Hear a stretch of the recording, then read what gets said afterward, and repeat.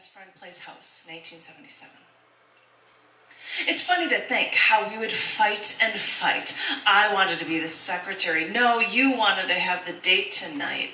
I wanted to use this purse. Sandy would come into the basement to see why we were yelling at each other. But I remember the one thing we used to always do when we played house or office or dress up, one of us would suggest going to John's ice cream parlor, and a rehearsed plan would immediately start. You would walk to the door, I would walk to the freezer. On the count of 3, you would cough to muffle the sound of me opening the ice cream box, and we'd open it up so our parents wouldn't hear it. And then we'd have access to as much chocolate ice cream as we could handle. I think it was the only time that we would never argue. Best Friend Spends the Night, 1981. Do you remember when we'd have tents from our comforters and we'd make these little homes in our twin-sized beds? And we'd have pen lights and old calculators for light under the blankets, and they'd be just enough light for us, but not enough for my parents to see, so they'd think that we were sleeping.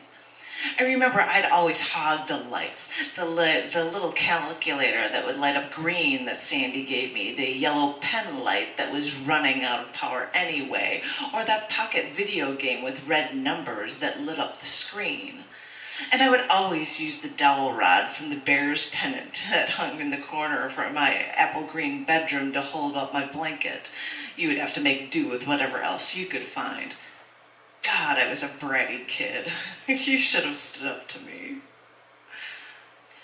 Best Friend Loses Father, 1991. When you called me to tell me your father died, I wanted to tell you that I'd give you the bigger dowel rod or even the calculator.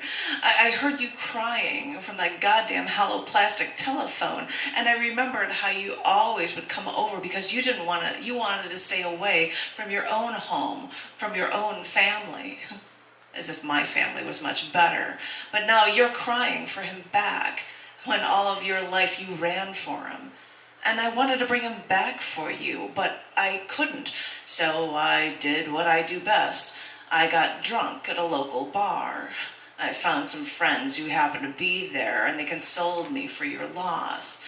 Something I couldn't even do for you, Best Friend. Best Friend Gets Married, 1992.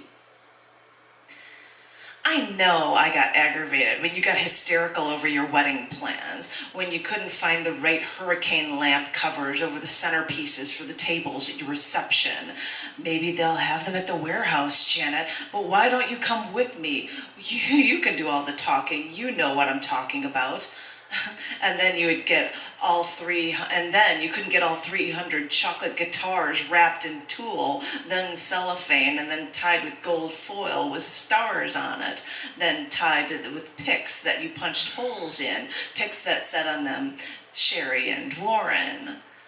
Janet, you're the only person who shows up to help me. Why isn't anyone here? Hey, I think you're cutting the tulle too big. None of your bridesmaids better get pregnant, you said, because the dresses wouldn't look right on them. And why is everyone complaining about 2-inch heels? And why isn't anyone else interested in my wedding? I just wanted to let you know that I was interested in your wedding. Really.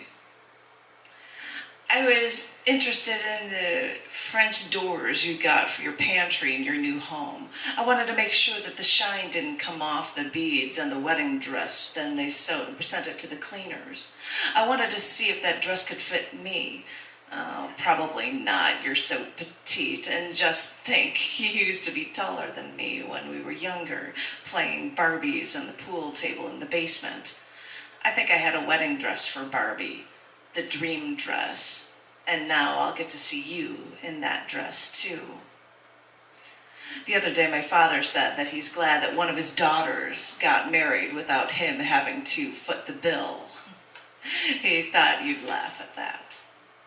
Maybe he won't have to foot the bill, but he'll still be losing a daughter, and I'll be wiping the tears from my eyes. For Sheri. Sorry, I just said that's my lesson.